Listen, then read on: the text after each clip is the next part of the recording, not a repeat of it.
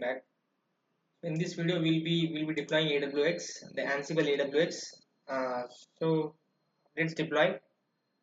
We'll be deploying in a Kubernetes cluster. So we'll be creating Kind cluster Kubernetes. So this is the code for that. This is the Terraform code for that. I've created Terraform code for that. So this is the code. Like I've created one region. In region AP South 1, I'm creating. And availability zones, I am fetching the data from my region, from my account, and I am creating a VPC called a prod VPC, and also a subnet with 24 range, like 255 IPs,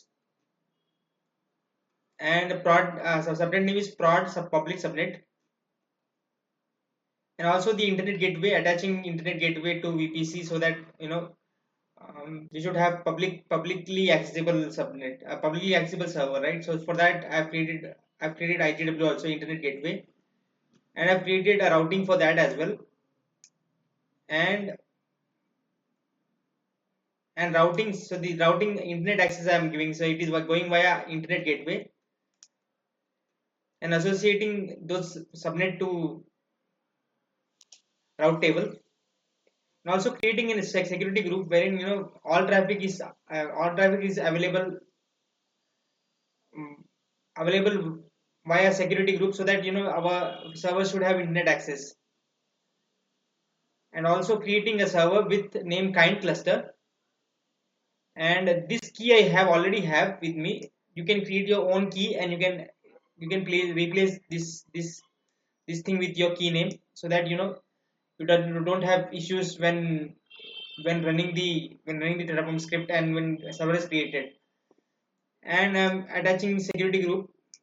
So I'm creating in subnet that public subnet, public subnet, right? And this AMI, I have the AMI. So AMI ID I had, so I'm using that AMI, and I'm using a block storage, not default 8 GB. I'm using 25 GB block storage, because it needs minimum this kind of configuration for this, because when you use 8 GB, right? So the images it will pull from the internet, it will be of high MB, high GB, and that would give you invalid image kind of error. So to avoid those things, I'm using this 25 GB. I'm overriding 8 GB of hard disk to 25 GB, and also I'm displaying the public IP of my Kind cluster. Let's create that. Once this is created,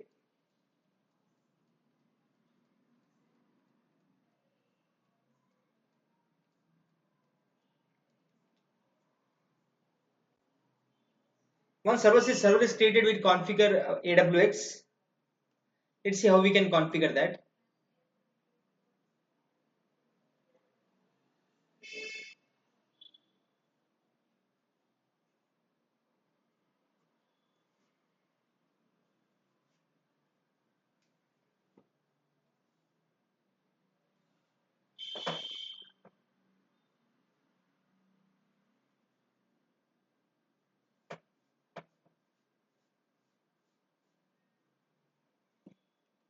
AWS is useful for running Ansible related tasks, so that would be useful there. So rather than running command line, you can use dashboard to run Ansible playbooks. That's the reason it is used for. Let's wait for it. Let's wait for the server to get created. Once it is created, we'll install Kind cluster. This is the IP it is giving output.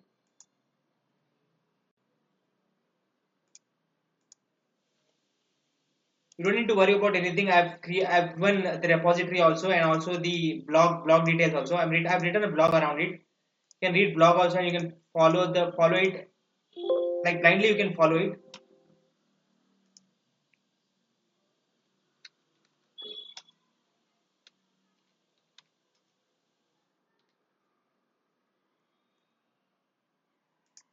Let's install Docker first.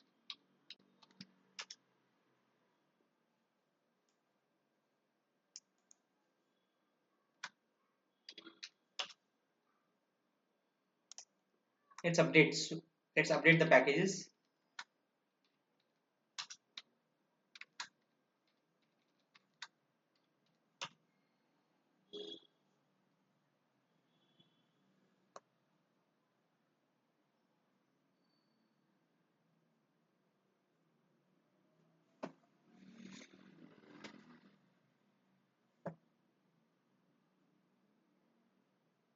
Once it is updated, let's run docker installation command. Once Docker is installed,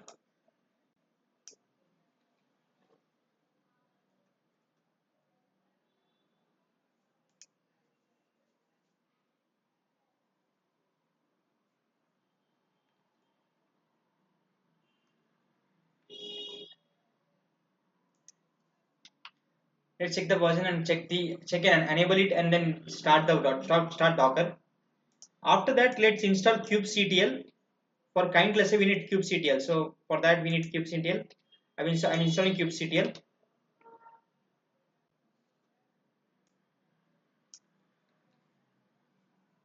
Once kubectl installed, we need binaries of kind, right? So this is the command for getting the binaries, and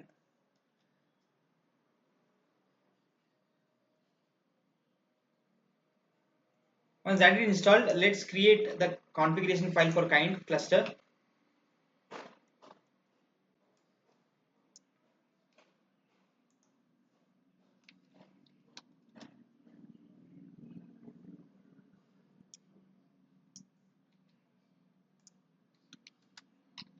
I want one control plane and two masters, one master and two worker nodes.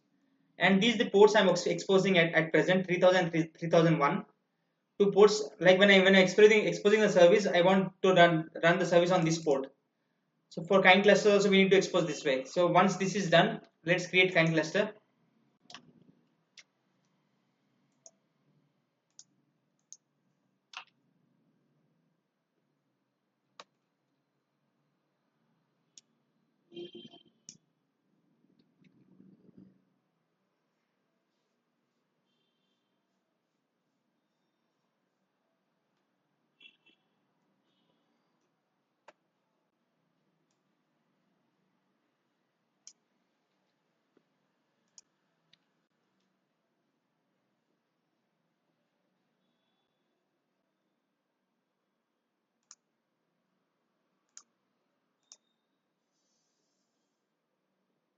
Once kind cluster is done, so we need to download this repository.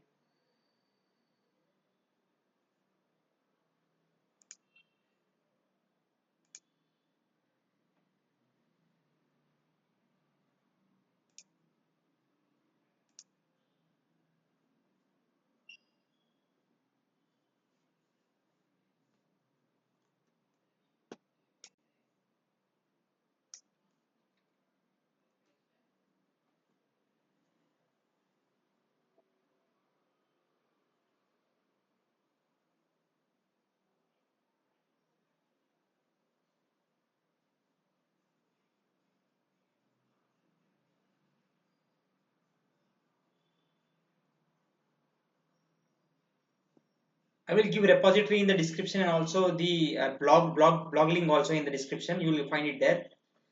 Once this is installed, let's check the details.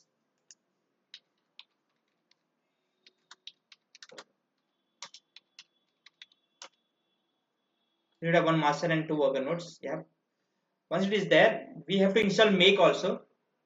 Make package.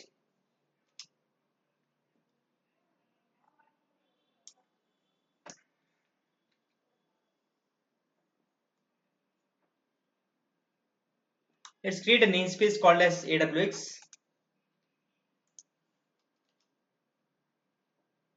Once namespace is created, let's clone the repository.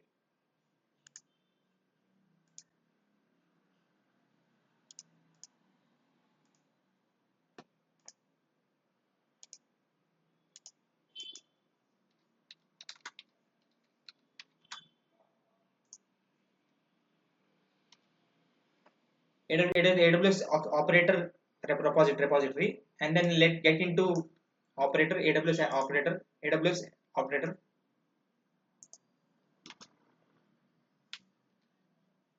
Then switch to a branch.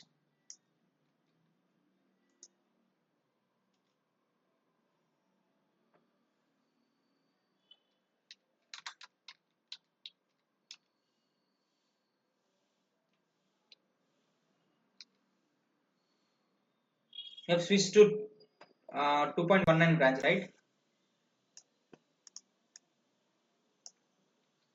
and then let's deploy the let's deploy the manifest.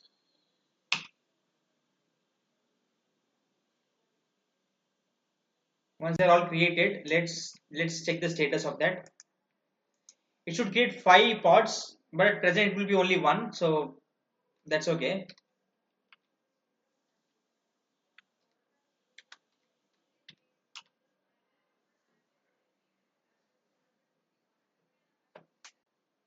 It will take around 5 to 10 minutes for the pods to get created. Let's wait for that, and then let's see if we are able to access the dashboard.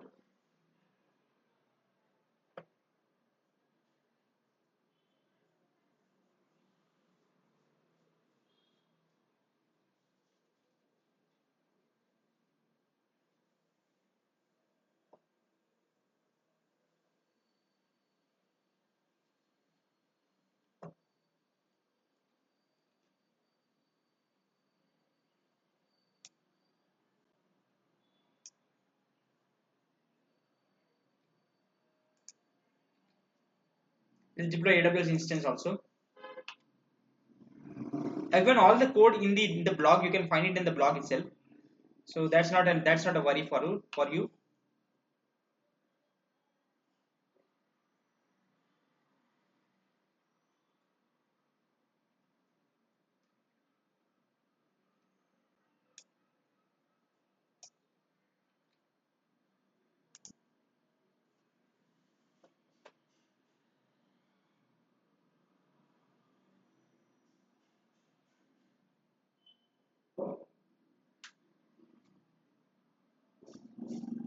It will take some time, but it will create all the necessary pods, stateful pod, and the required operator pods. It will create. Once it is created, let's expose our service to 3000, because we have exposed our in our cluster. We have specified 3000 port, right? Our that port will be exposed, so we'll create that as well.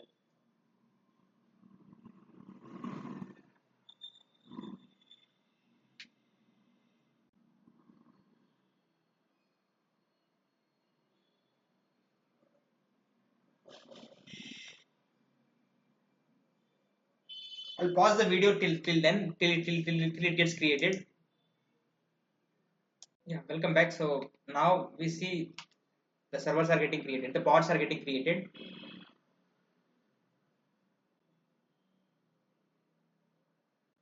We see, this uh, it is taking 100% CPU and almost consuming 50% of RAM.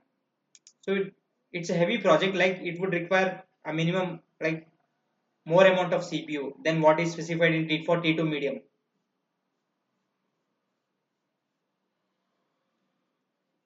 If we would have not used this extra disk, right, it would have definitely failed with invalid image or something, like no space in the disks. It would have definitely failed.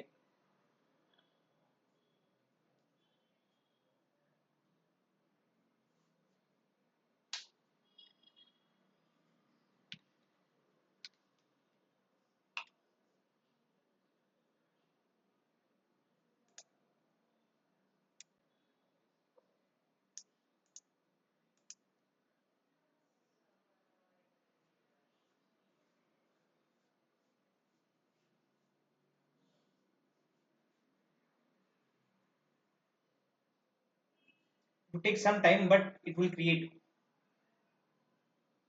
So it has created AWS Operator Control Manager and AWS Postgres database, and also it is creating one of the pod AWS task, and this is the web which AWS web which it is creating.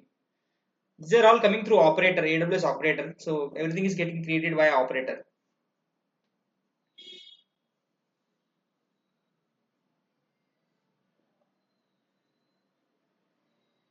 It will take around 5 to 10 minutes for all the pods to get created. We'll wait for that. See, if you see the CPU and RAM here at the bottom, it's almost consumed. Like CPU load is 100%, it's going to 100%, 87%, 96%. And RAM, if you see, it's almost 50% consumed.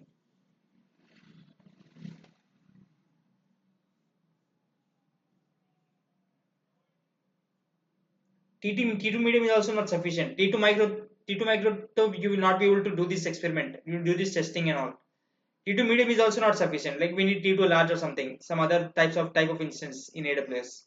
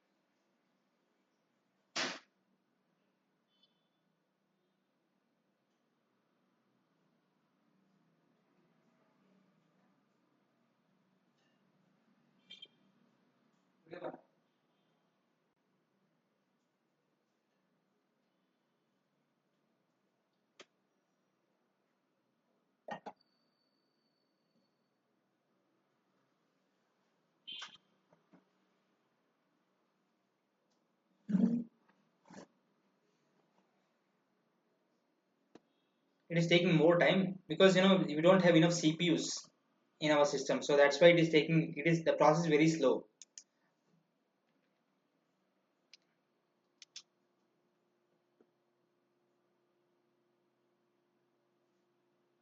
Not even running kubectl. This watch command, it is not even running.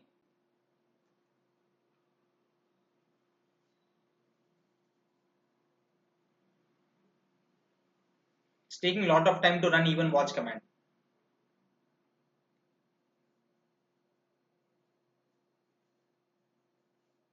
See, now RAM also is consumed almost 80%.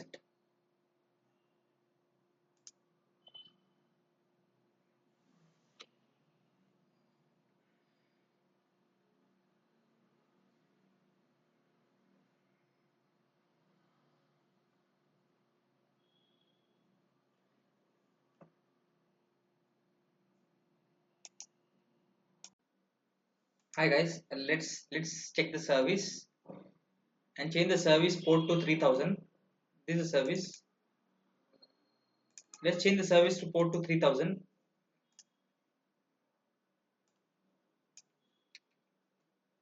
Let's patch the service.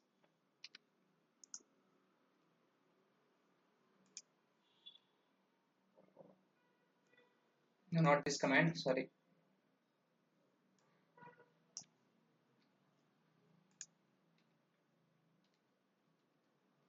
You see all the pods are still not running. It took a lot of time, like it took almost 20-30 minutes. Like still all the pods are not up. This pod should be up. Let's patch the service till then.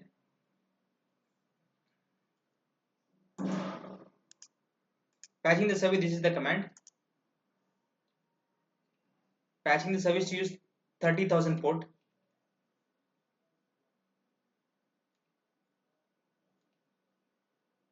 Provided this command in the blog, you can find this command in blog, you will find it. You can use it.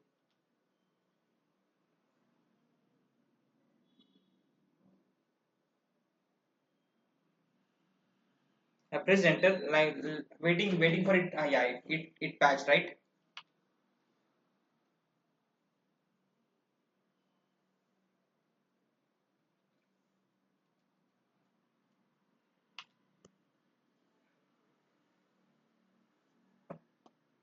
Patched. So let's get to the browser and try to check if I'm able to access.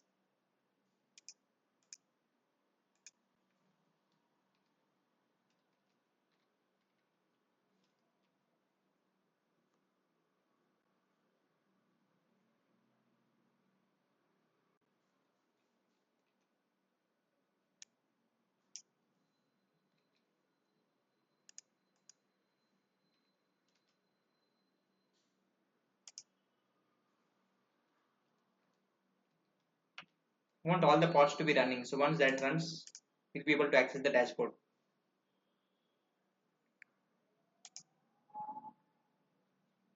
This should be 2 by 2, and this is 4 pods should be running in this pod in this deployment. So let's wait for it. Welcome back. So now we see all the pods are running. We also see the dashboard is accessible.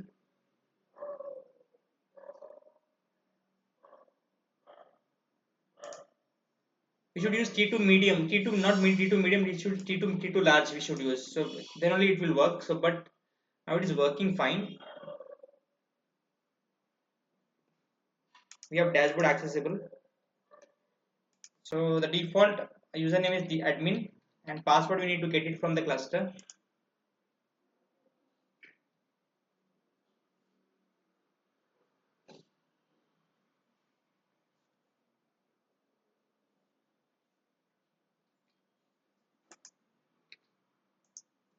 This is the command to get the password. Let it run.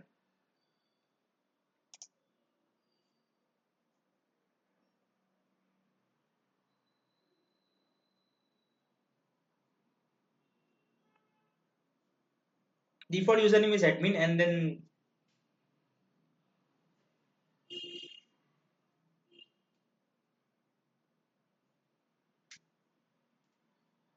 let's wait for it, because our CPU and RAM is completely occupied.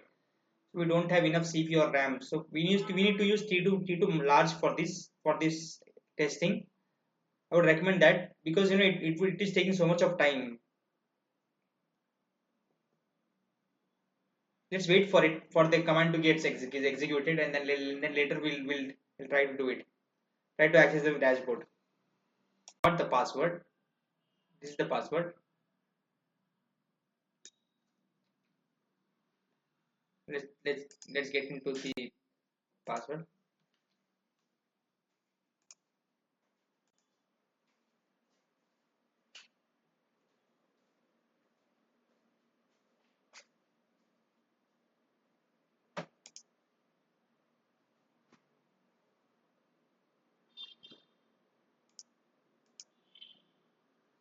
System has become very slow. So this is also, we logged into the system. We have one host. That's a local host which we have. Local host we have. So we are able to access the dashboard now. So this is how we configure AWS Ansible AWS in our server in Kubernetes cluster. I've created that in Kubernetes cluster. So this is how we do it. So I hope you enjoyed the video. Thank you for watching. Yeah, once it is done, let's delete the instance by using terraform destroy command.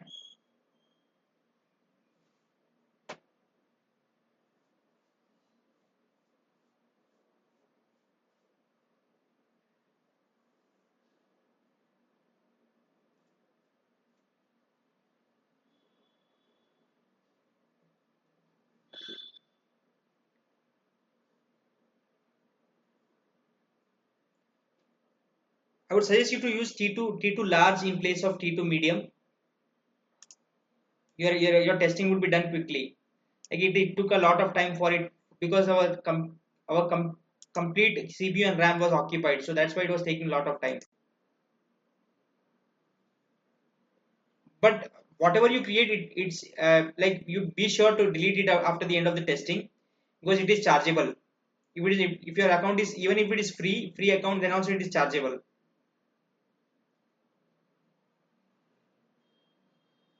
$1 or $2 it will charge.